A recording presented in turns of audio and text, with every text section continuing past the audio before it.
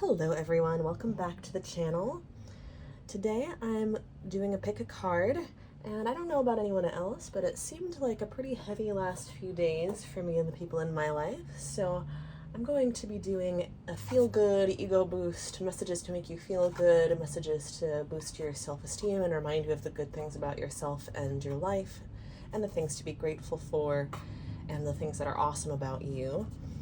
And to kick us off, I'm going to use the Light Seers Tarot to pull significator cards for each pile, for each group. Oh, we have one coming out right away. We have the King of Pentacles for pile 1.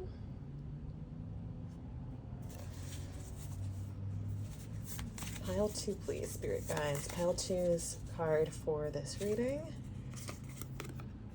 We have the Wheel of Fortune, the 10th major arcana for pile 2.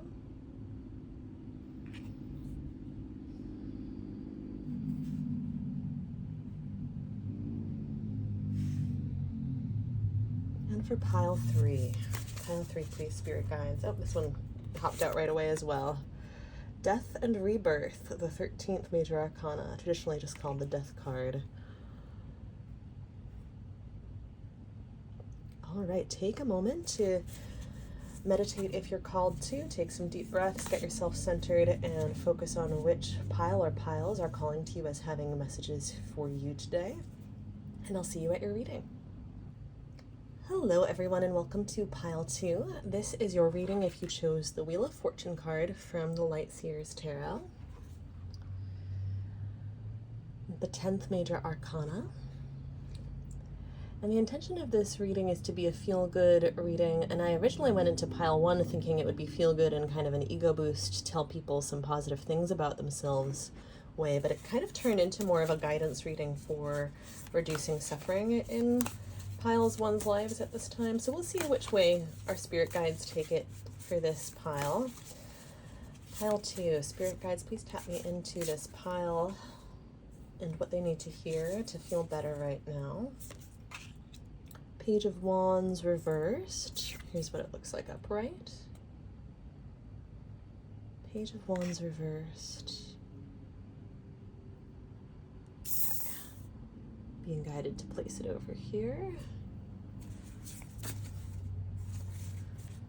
Tap me into pile 2, please, Spirit Guides. What do they need to hear to feel better about themselves, to feel better about their lives right now?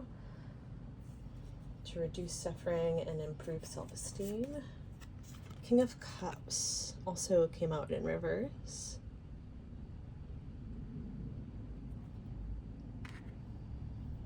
Okay.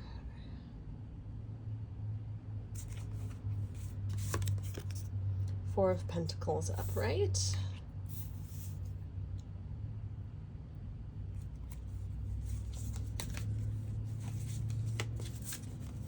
Pile 2, please, Spirit Guides, the Wheel of Fortune pile.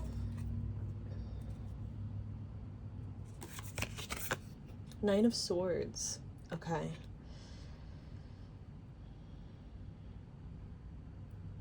Interesting. I'm being shown this as a plot arc, a storyline here, where the Nine of Swords, which came out last and I was guided to place in the center, is where you're at right now. A moment of stress, a moment of difficulty, potentially overthinking.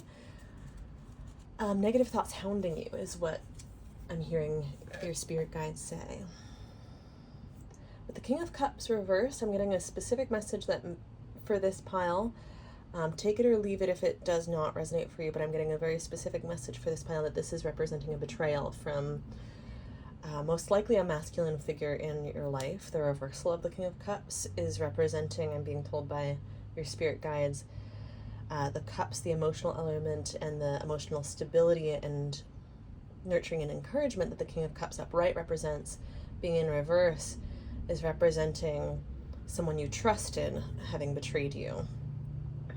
And the reversal of the Page of Wands and King of Cups representing it feeling like the world got turned upside down and the rug got pulled out from under you. What you thought was trustworthy was not. What you thought was true is not. There may have been an element of gaslighting in the situation or simply lying. Yeah, they're saying someone lied to you, someone pulled the rug out from under you, someone either tried to pull the wool over your eyes or for a period successfully pulled the wool over your eyes. They're saying they didn't get away with it for long. And with the Page of Wands in reverse, this specific Page of Wands has this sense of falling head over heels, topsy-turvy. That's really representing the sense of chaos and turmoil that this betrayal threw you into. And the Four of Pentacles is representing you conserving your energy and protecting your peace. And after you kind of get through, I'm hearing it's always darkest before the dawn for this Nine of Swords moment that you're in right now. They're saying you're at the worst of it right now, and that it's important to feel your feelings and let it out, whether for you that means working out, taking a walk, crying in the shower, crying in bed, screaming into a pillow, singing along to loud music, dancing around your kitchen to music. They're saying put on some comforting music, some music that you, and for a few of you, I'm being told you didn't listen to that music while you were with this individual from your past, from your recent past. But your favorite tunes, put those on, whether it's to dance around to or to sing along to,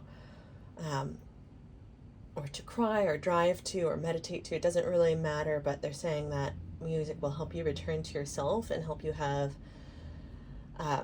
for some of you, more catharsis, for some of you, more homecoming, for a lot of you, both. A sense of coming home to the aspects of yourself that this music reminds you of and helps you center in.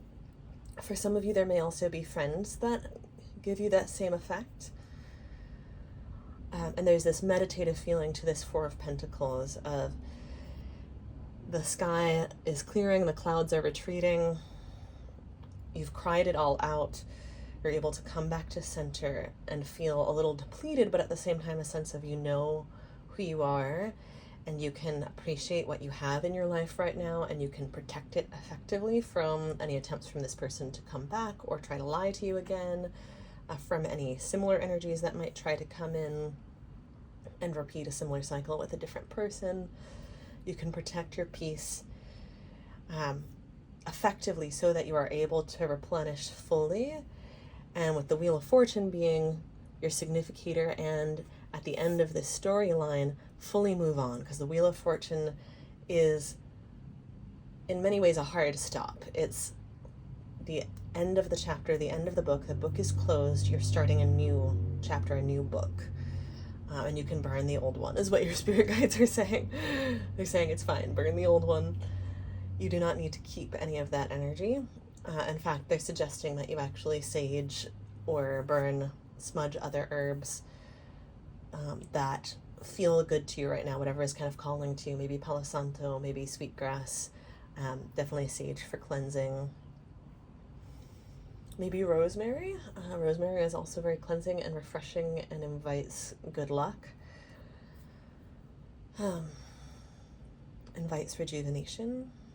And I'm also hearing cypress, and for some of you, cedar wood.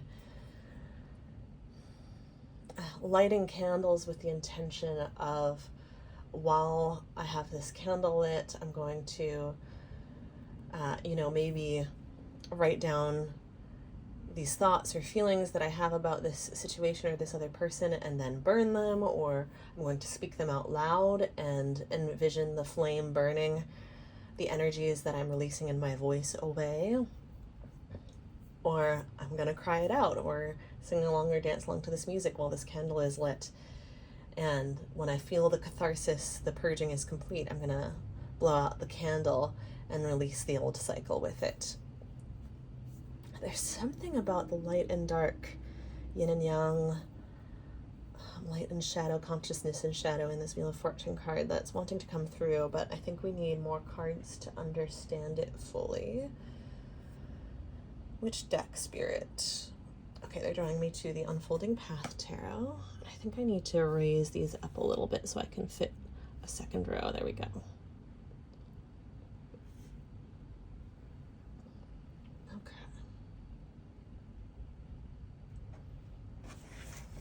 What do we need to know about that light and dark? And what else does pile 2 need to know about this situation for the sake of closure or What else would help them feel better?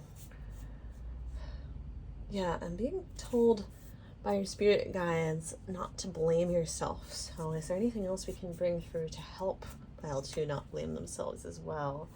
Yeah, they're saying this Nine of Swords energy for you is representing some second guessing and like, oh my god, what could I have done better? What did I miss? How did I miss this? And they're saying that sometimes when people come into your life, or maybe they don't originally come into your life with the intention to trick you, but at some point while they're in your life, they intentionally manipulate the truth, manipulate appearances. They intentionally lie, trick, cheat, steal, etc. And sometimes they succeed, and that's not your fault. It's their fault for intentionally doing something harmful. Of course, we want to practice ways of discernment to protect ourselves, but you're not to blame for someone else intentionally doing something harmful. That's on them. They're saying stop taking responsibility for someone else's energy and their karma. That's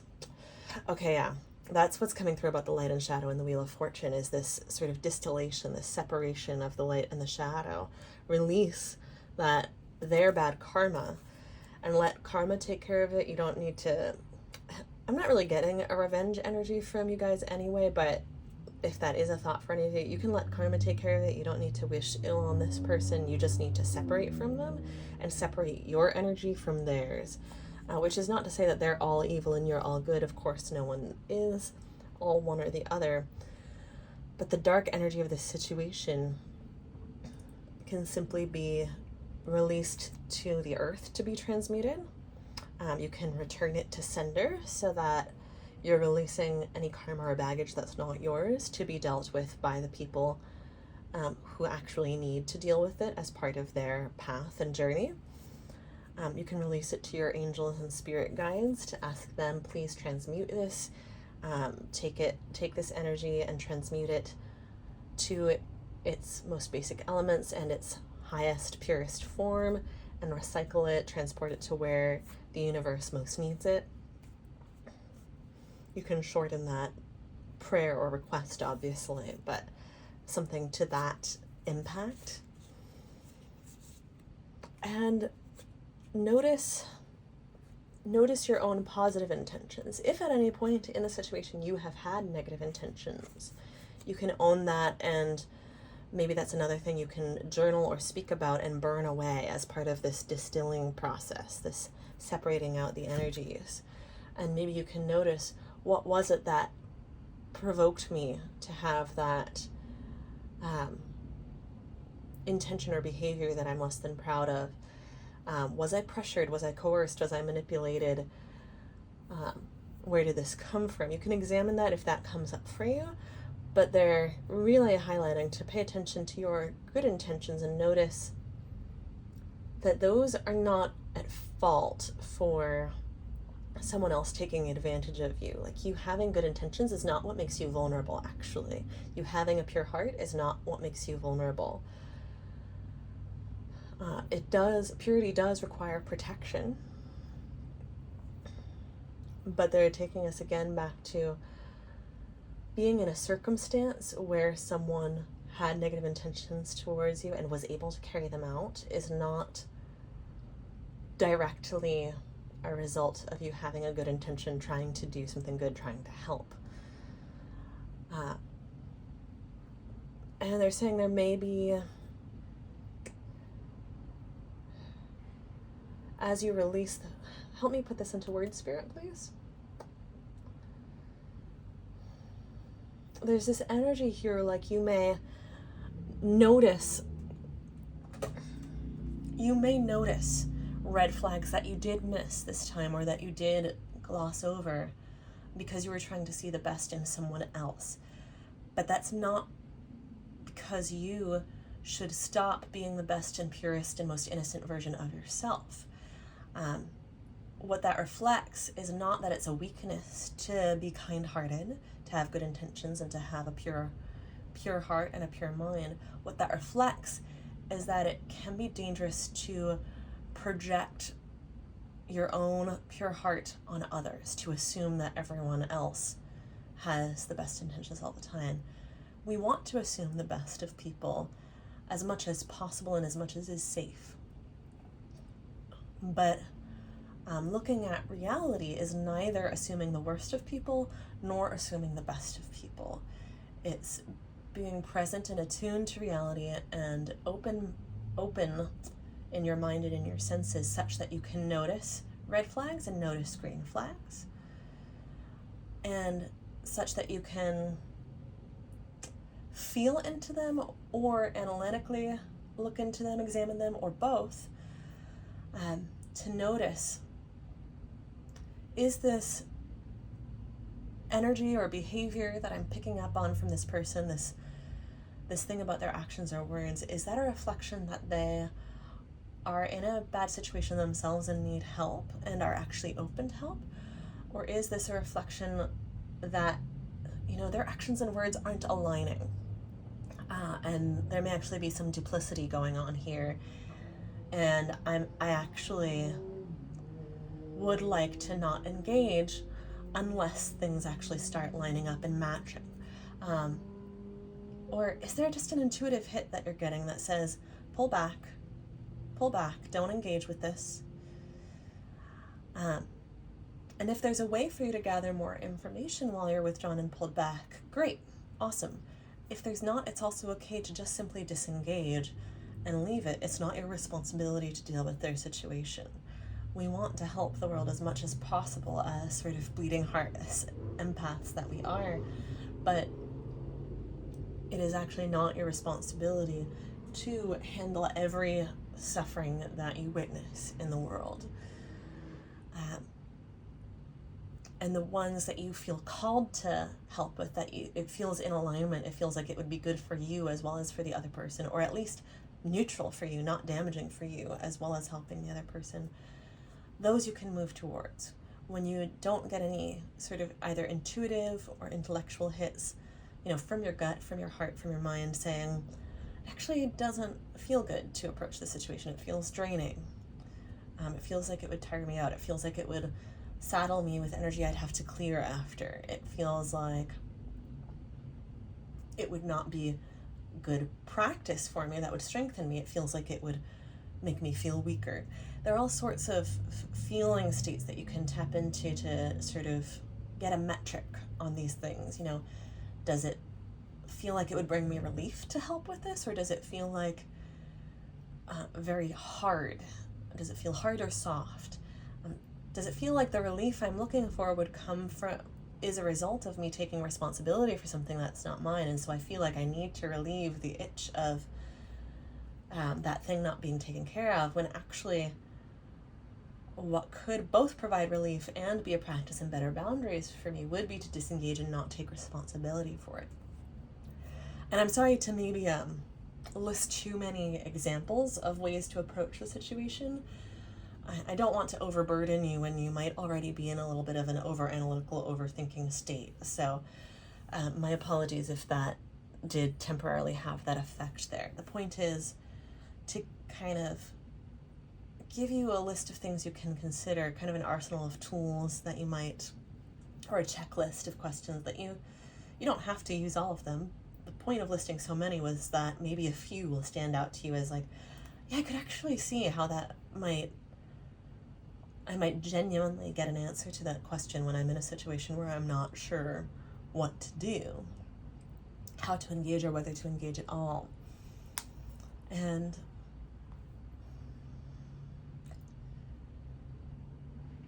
don't feel guilty, your spirit guides are saying, for simply saying no and asserting your boundaries. The more you practice simply saying no thank you when someone asks if you'll, engage and step in and maybe pick up their slack or help them out with something that's really not your responsibility, the more, it's partly a practice thing. The more you practice it, the less it feels like you're having to stand up for yourself, and the more it feels like you're just giving a reasonable answer to a reasonable question, or potentially an unreasonable question, depending on the circumstance. They might be really asking something that's above and beyond of you. But a lot of times when you're used to not having boundaries and really feeling like it's your responsibility to help as many people as possible without regard to your own sanity and safety and strength, it's very different to make it part of your, kind of fold it into your mission to help as many people as possible while still having very intact sanity and safety and strength and self-nourishment and self-love. That's very different than kind of willy-nilly, I'm going to help as many people as possible without any self-regard or self-preservation. It's very different to help people from an overflow of self-love as opposed to from a depleted place and a sense of obligation or pressure. So, and this actually kind of gives a double meaning. This depletion, this sense of pressure, gives a double meaning to our Page of Wands reversed and our King of Cups reversed, because that King of Cups reversed could be representing that depletion and that lack of boundaries on your emotion and your willingness to pour into others' cups, and a lack of boundaries on like really recognizing what's your emotions and your energy versus other people. And similarly for the Page of Wands, which represents inspiration and new growth, that being reversed could also reflect that depletion for you. And the wheel turning represents, especially after the Four of Pentacles, represents you starting to gain momentum after you engage self-preservation and protection of your energy. That energy then starts to be able to gain momentum, and you can then funnel it into yourself and really make this separation of yours and not yours part of your daily practice, so that you're able to continue feeling less depleted and more restored all the time. This is really what your spirit guides are wanting for you. I think I said that in the middle of saying something else, and the something else has fully escaped my mind. So I do apologize, but Spirit does have a way of, if it's important, bringing it back around in another part of the reading. And it may very well be that it wasn't a priority on Spirit's messages, and that's why it fell to the wayside. But if I did really leave a loose end hanging and you have a question, don't hesitate to comment below, and I'll do my best to answer. Yeah, what else does this pile need to hear? Let's get back to shuffling the Unfolding Path Tarot. What else does this pile need to hear? What else does this pile need to know for their peace of mind and their protection of self? Hierophant. Okay, tapping into your connection with Spirit is essential for you at this time. Recognizing that you are part of Source unconditionally, and that you don't just get to receive the life force that comes from being part of the universal web of life and part of Source only when you are channeling it, receiving it for the sake of channeling it to help others, or only when you feel you are also benefiting others, giving to others by receiving it and channeling it on. You actually get to receive it and soak it up yourself and soak it in. I'm gonna put, I said this in pile 1, and I just realized now that I forgot to link the video in pile 1's description or comment, so I'll go back and do that later. But I'm gonna also for today try to remember to put a link to a video in the description or in the comments called How to Make a Difference in the World by one of my favorite spiritual teachers.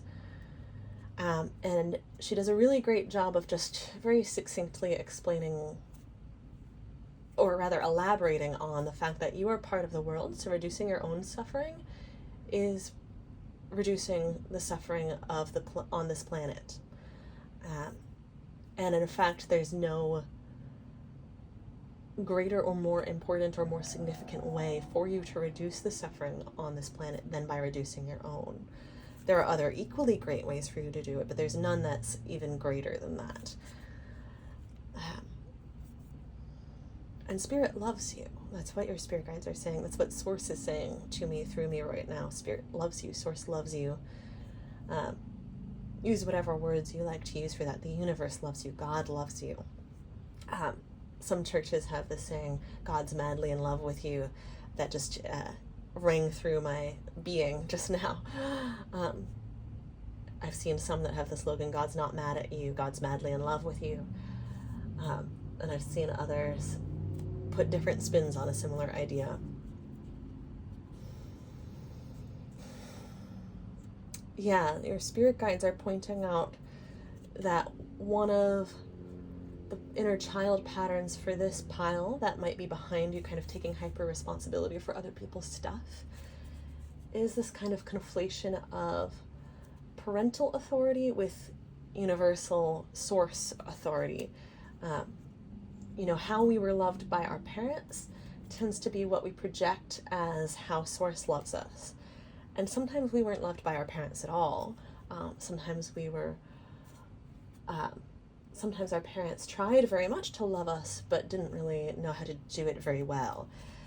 And there are lots and lots of shades and variations of those experiences. But it's very common. Like, I would say most of us in today's culture have an experience of being raised in a punishment and reward system, because that is the system our society runs on. And a lot of us have deeply traumatic experiences of what punishment looked like and meant.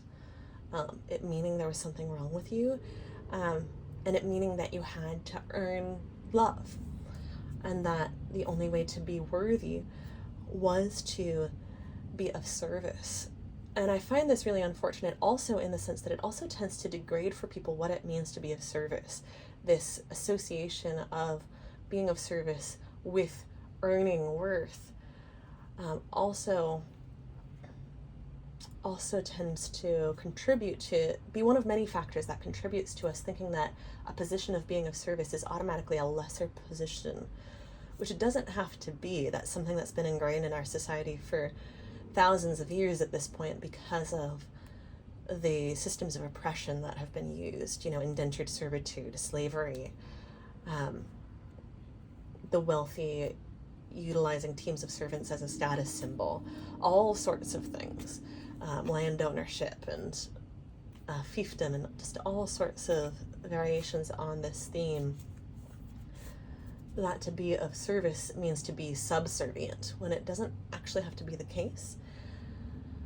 And this is a web that your spirit guides are kind of pointing at untangling for you so that you can experience helping people in a way that is truly just an outpouring of your pure heart that we have been assured by your spirit guides is very real and true, without the experience for you being tainted by this feeling of, I also have to do it. There's also an obligation here. Like, yes, I want to, but also maybe I don't want to help in this way, but I'm going to anyway because I feel like I have to, out of obligation, out of pressure. I feel like I have to do what other people want. I feel like my wants come last and my needs come last. And I have to prove or earn my worth by keeping them last. All sorts of iterations on those paradigms. Your spirit guides are kind of asking you to revisit and untangle from your childhood. Some journaling might really help here with kind of listing statements like the ones I was just making that resonate with you, and then listing proof that those beliefs or patterns from childhood aren't true and aren't accurate and aren't helpful, and don't have to be the only way you interact with people, and they aren't the only way that other people will want or like you, and maybe believing that the only way other people will want you is if they need you for something is part of this dynamic that you learned in childhood as well. So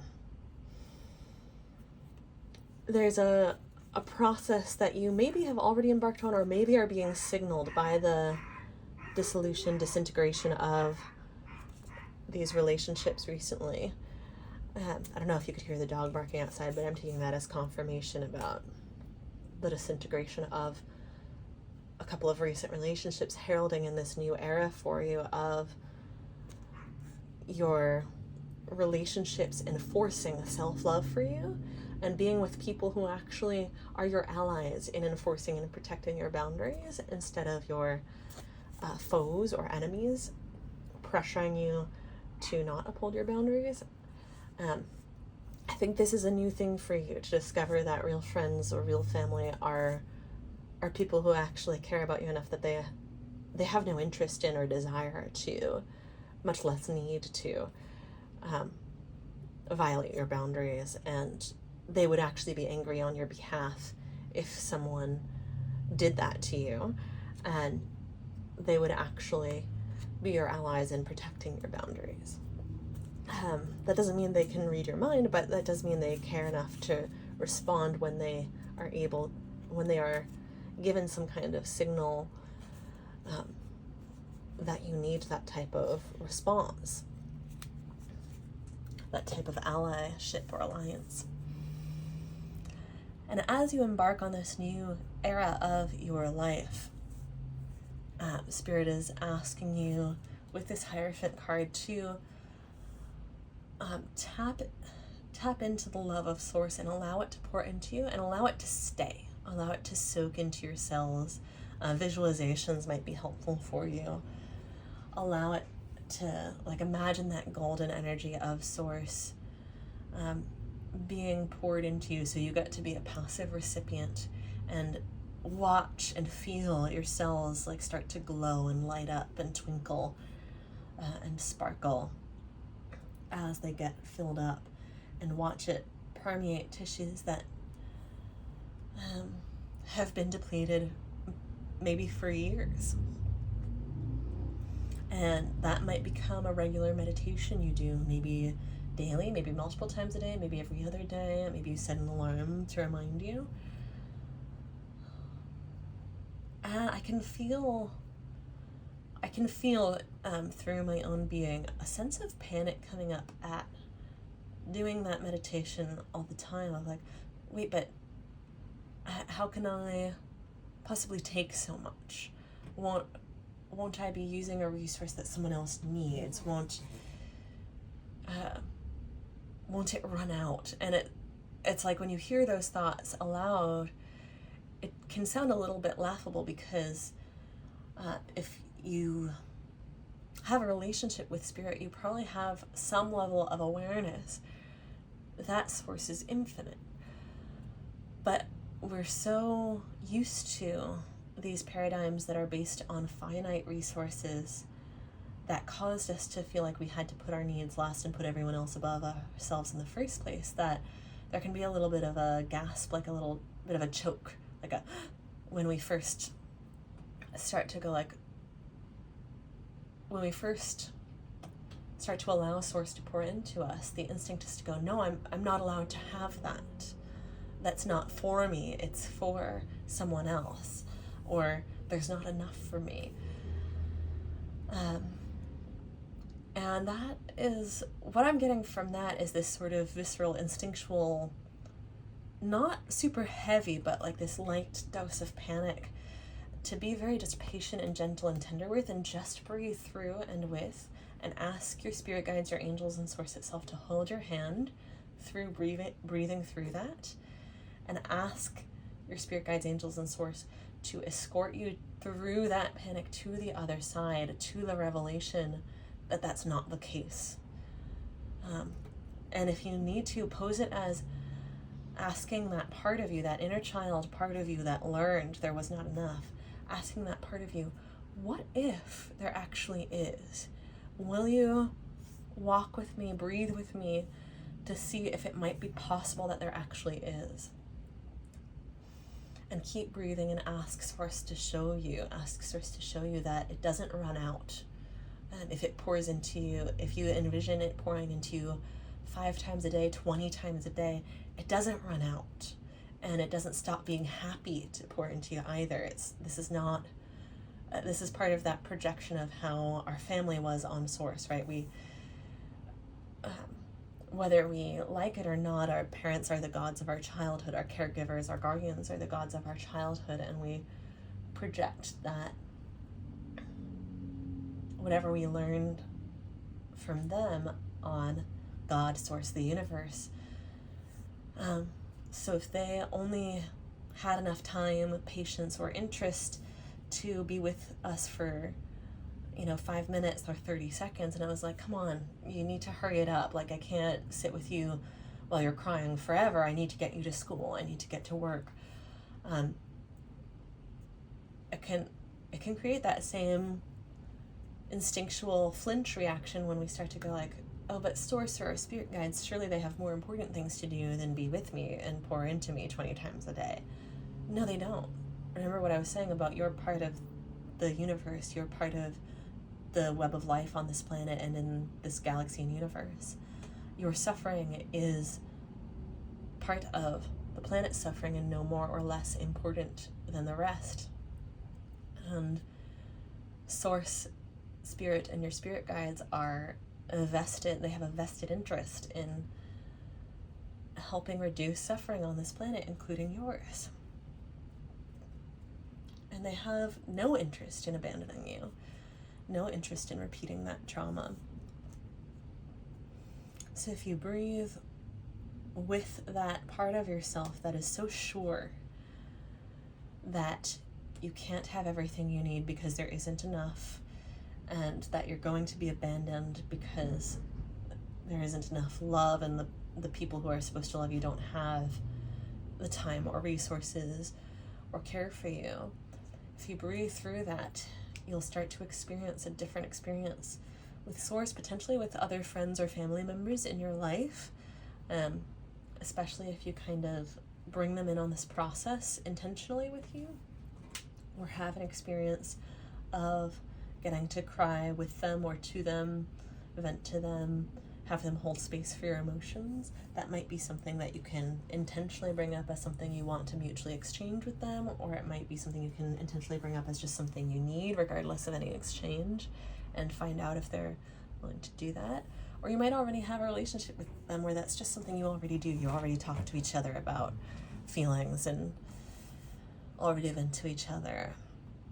But certain parts of you maybe haven't let that in, that they're actually doing that willingly and not because they have to.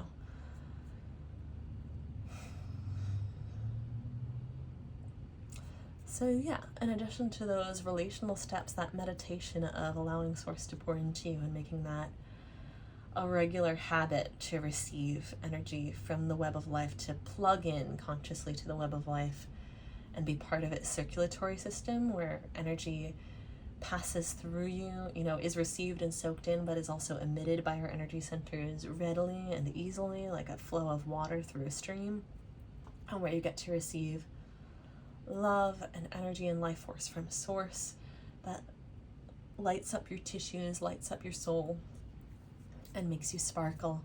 And you can receive that as many times a day for as long as you want. You can even try to make it constant, where it's just like something that becomes so habitual that whenever you have a moment, in between tasks, in between thoughts, you automatically come back to breathing in life force, breathing in prana, absorbing it from the universe as a whole, and really exalting it and being part of the whole, the oneness that is the universe and the web of life, and being a valued, honored, and exalted part of it, because you are.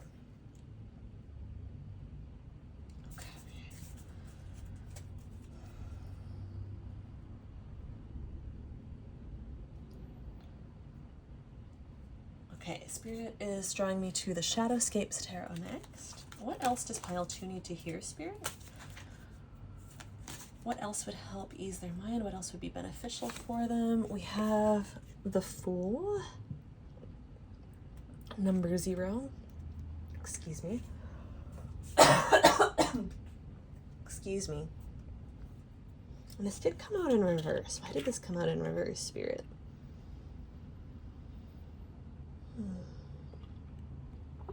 I'm getting a dual meaning for the Fool coming out in reverse. One, it reflecting that you're currently in a stage where the pain that you've been caused, the hurt that's been inflicted on you, is generating some resistance to allowing yourself to kind of fall into this new chapter that's opening before you, which is the energy the Fool represents. Taking a leap and allowing yourself to fall and then fly, letting the wind take your wings. And also the reversed cards, as I always say, can also represent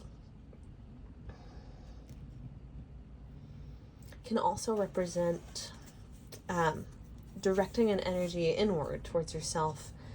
And the Fool is very innocent, very pure-hearted, and especially with me being guided to place this under the Nine of Swords, you're being guided to direct that willingness to see the best in everyone towards yourself. View your own behaviors, patterns, mistakes through that lens of what is, like, being willing to look at yourself in the best light, being willing to assume the best of yourself and give yourself the benefit of the doubt. And I say that about it being placed under the Nine of Swords. We have this mirror image of these birds in the light at what would be the top of the Fool cards, but because it's reversed, it's at the bottom, mirroring the birds in the dark at the top of the Nine of Swords. And these birds are metaphorically representing, in the Nine of Swords, negative thoughts about yourself, self-doubt, self-recrimination. And so this mirror image here of the Nine of Swords and the Fool reversed is representing, similar to the energy of the wheel spinning, is representing your thoughts being transmuted from enemies into allies.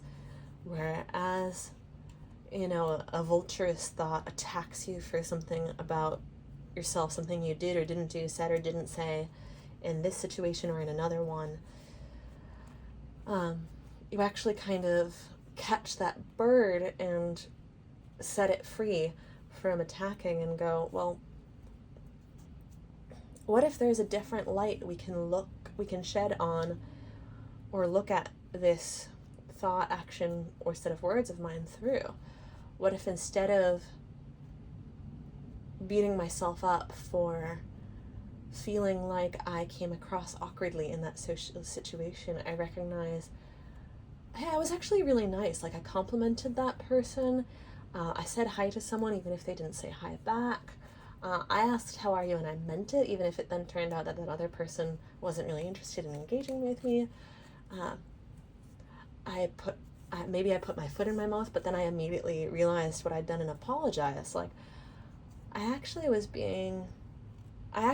representing my pure positive intentions very well. And if someone else isn't willing to look past a very small stumble to smile upon that kindness and thoughtfulness within me, well, that says more about them than it does about me, doesn't it? And maybe sometimes I, in my own, self-judgment haze, have also been a little quick to judge someone else for a little bit of awkwardness, and I can actually look at them and myself more kindly now. And I can also remember that the most charming person in the room isn't always necessarily the most kind person in the room. So maybe if I've been swayed by smooth talkers in the past because I've seen a certain ease in them that I admired and wished I felt in social situations myself, it doesn't necessarily mean that they are offering something pure. And I can examine that more closely and from a more clear lens now that I've examined this judgment that I had towards myself and potentially also towards others about how they represented themselves verbally or socially. And that's just one example. It's, in my experience, such a common example among people who are very sensitive, to be really worried about how they come across, and sometimes be equally judgmental of others, but a lot of times be a lot more forgiving of others. So that's just one example. You could do that for each and every negative thought you have about yourself. Give it a listen and go, okay, either what are you really scared of, or what are you really trying to say, negative thought or self-judging part of myself, or is that really the only way to look at this situation? Can I maybe turn that on its head and actually consider, like, maybe the other person in this situation, if there was another person involved, didn't see me that way at all, or maybe my spirit guides actually don't see this situation or me in this situation that way at all. Maybe that's not an accurate way to look at it. Just because I had this thought doesn't mean it's true.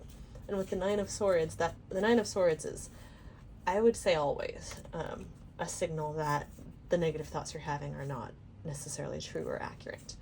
I would say 100% of the time, the Nine of Swords card is a signal alerting you that that's the case.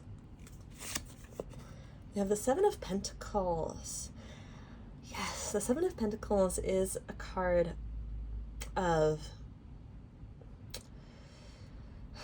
a plant that has been lovingly, caringly tended to and diligently nourished, taking root so well that it gets to bear fruits. And that, I truly feel, is representing you flourishing under self-love. That's what I feel this card is representing at this time, is the effect that self-love will have on you, being like the effect on a plant when it's given the water and sunshine and fertilizer that it needs, when it's given the environment that it needs to thrive, that's not too dry or too hot or too wet or too cold, but that is just right. So it's you tending to yourself with the very matter-of-fact, simple care. Like, it's not there's no question of whether you're worth it or not. There's no question of deserving. It's not, those things aren't really relevant. It's just, this is a plant and this is what it needs. I care about the plant. I want it to bloom. I want it to bear fruit. I want it to be happy. So I'm giving it what it needs. And you are exactly the same way. Your relationship to yourself doesn't actually have to be based on a constant questioning of whether I deserve it or not.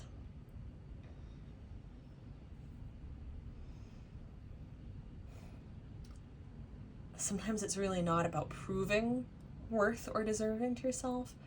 It's about dissolving that paradigm of deserving being relevant or even existing. Because deserving is such a hypothetical concept. Does it really exist? Does anyone truly deserve anything? It's a very contextual statement. There are situations in which it might make sense to say, so-and-so deserves X in exchange for Y, or I made a promise to so-and-so, so they deserve for me to follow through. In very specific contexts, the word deserve makes sense. But as a general thing, someone just generally, black or white, being deserving or not deserving, does that really make sense? Or in a world where source is unconditionally loving, is that actually simply not a thing and just something that we've made up in order to cope with situations that have made us feel as though, nothing about this situation makes sense. This bad thing happening to me doesn't make sense unless I deserved it or didn't deserve the positive outcome. And so we cling to that meaning to try to make sense of the situation, especially as children.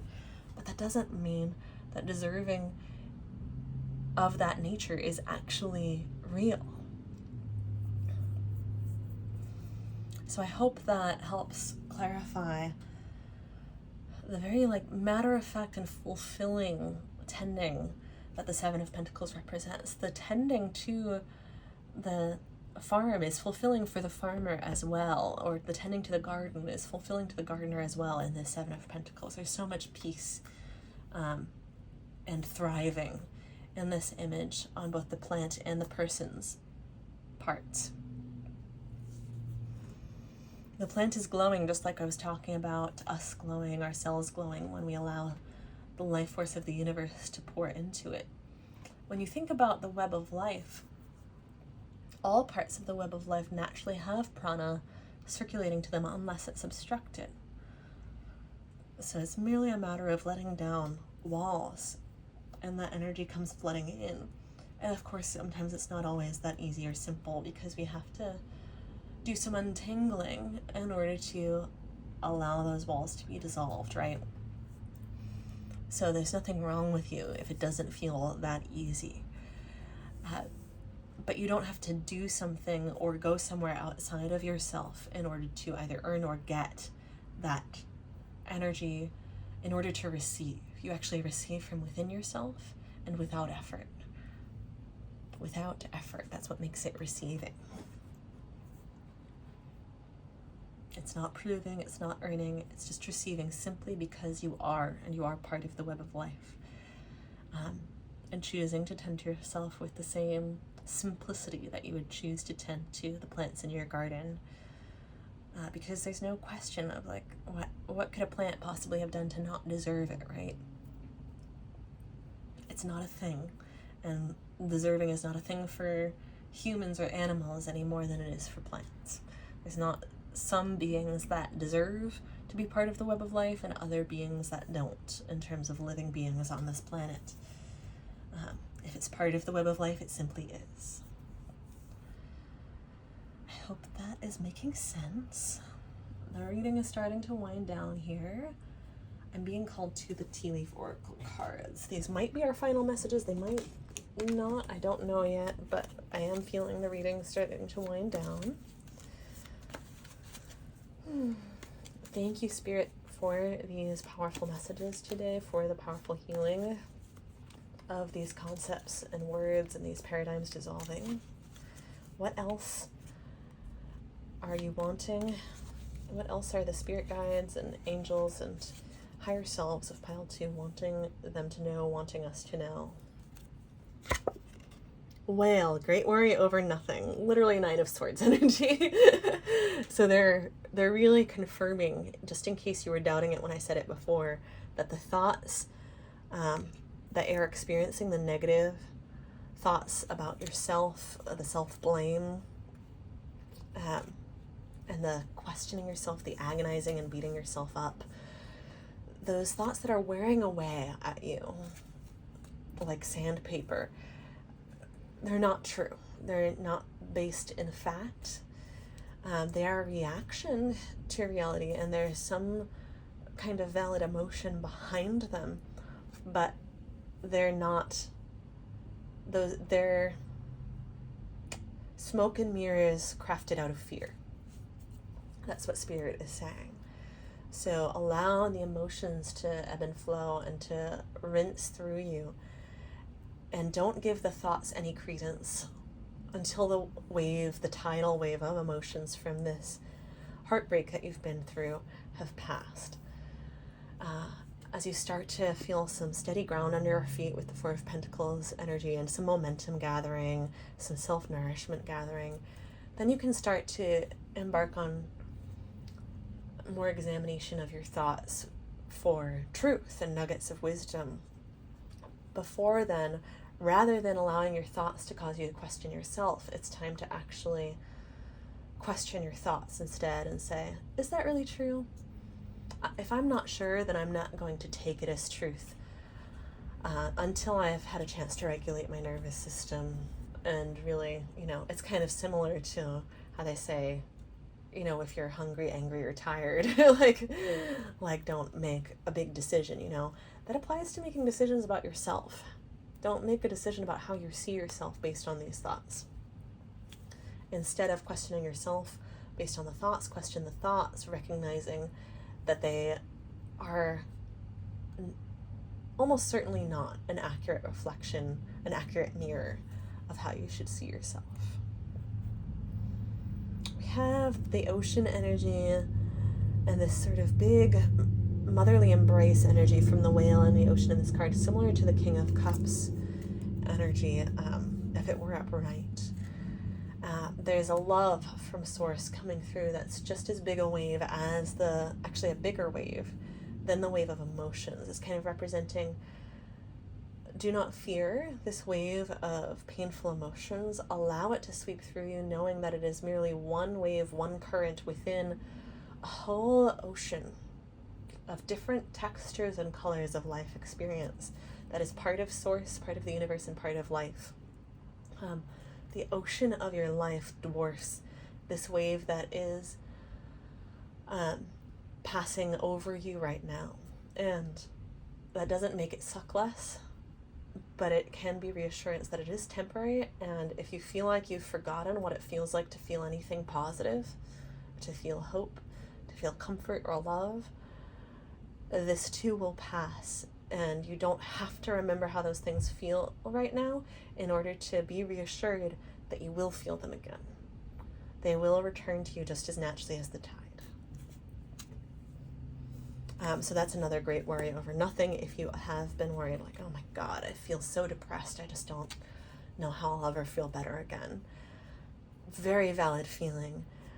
Do not give the thought credence. Do not believe that you will never feel hope or light or pleasure or joy again, or love, or a sense of aliveness and vibrancy and vitality. You will.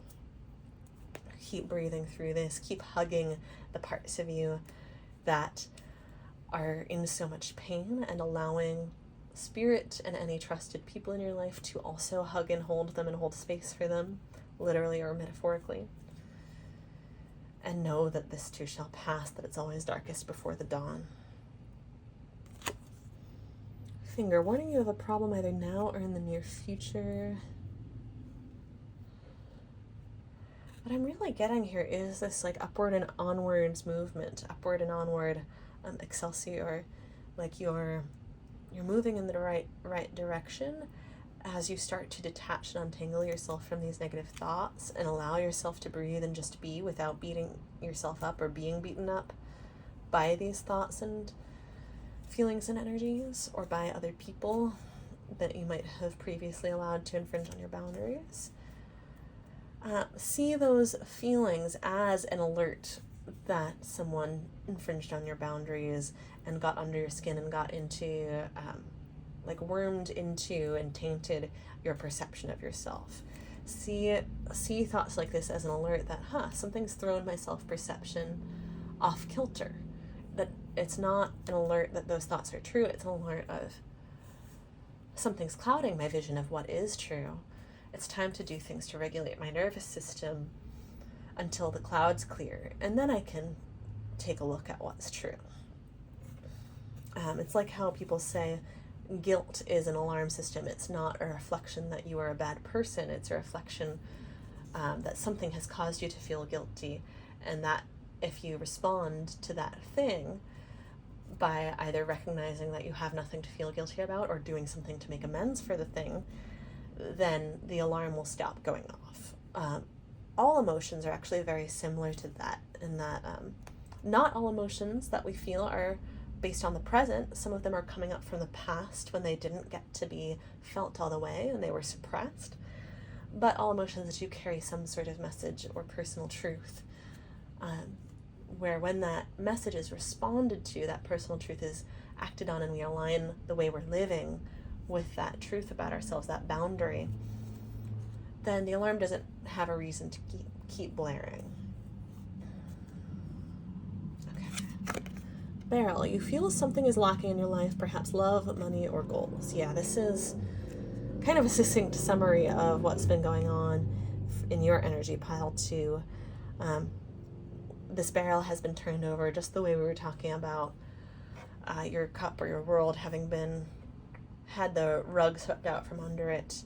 The floorboards fell through on you when this person betrayed you.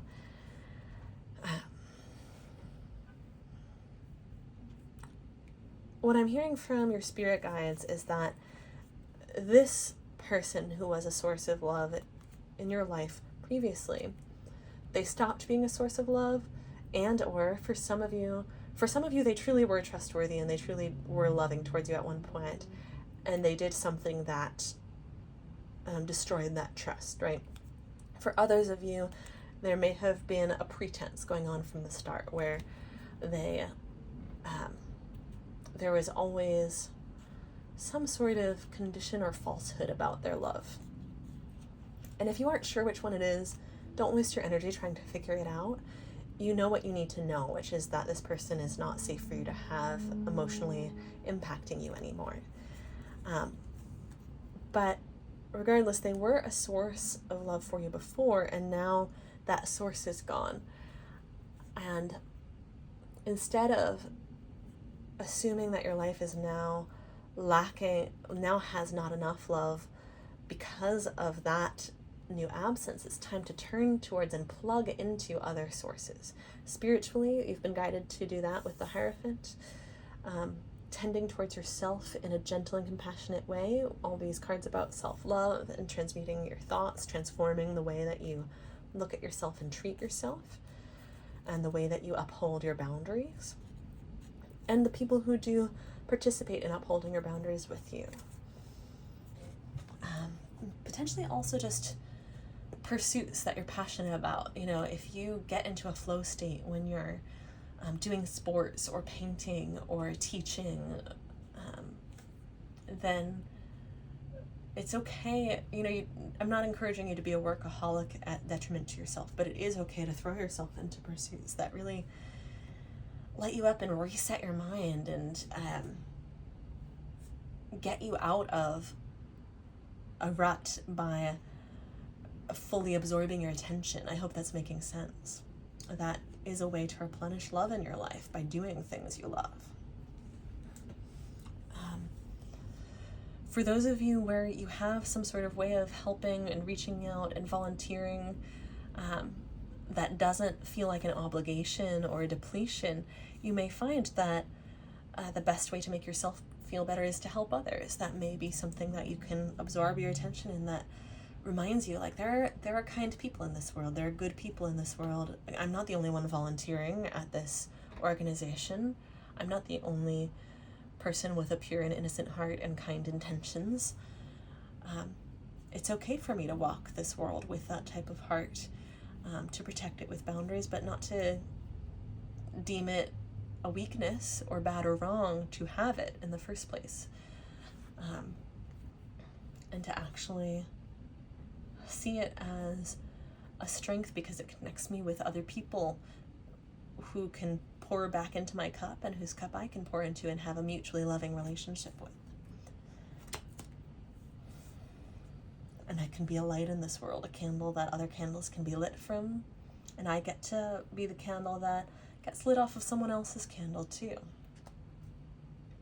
I get to say, hey friend, can you share with me to help me refill my barrel?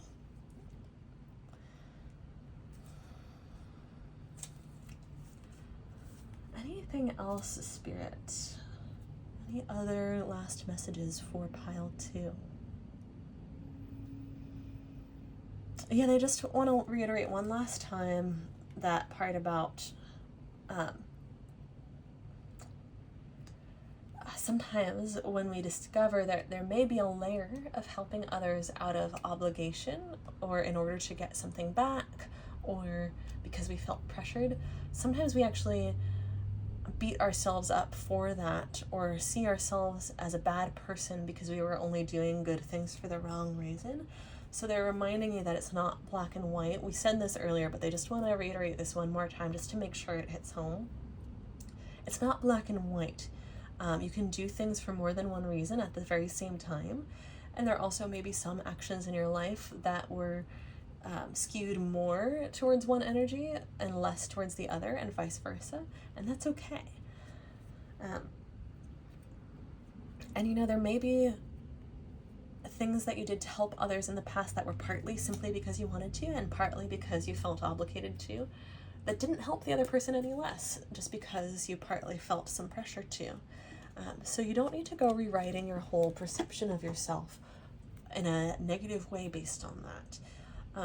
It's simply time to untangle, like we talked about with sifting things out, parsing things out, distilling with this Wheel of Fortune, the light and the dark, separating what's yours and not yours, so that you're not taking responsibility for what's not yours anymore, and so that you can really feel good about the things that you're doing for other people and feel good afterward instead of feeling drained afterward.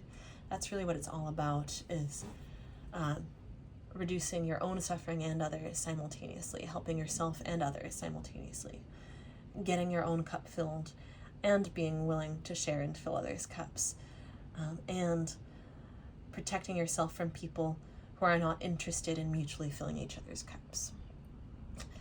That's what it's all about. That's what makes the world go around.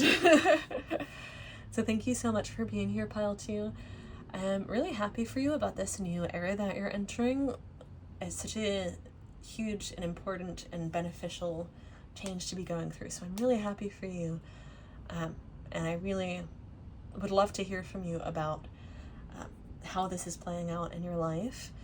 So don't forget to comment down below if you feel called to. Don't forget to subscribe if you'd like to see more videos from me. And check out my website in the description box or bio if you are interested in getting a personal reading or healing. Thank you so much for being here, and I'll see you next time.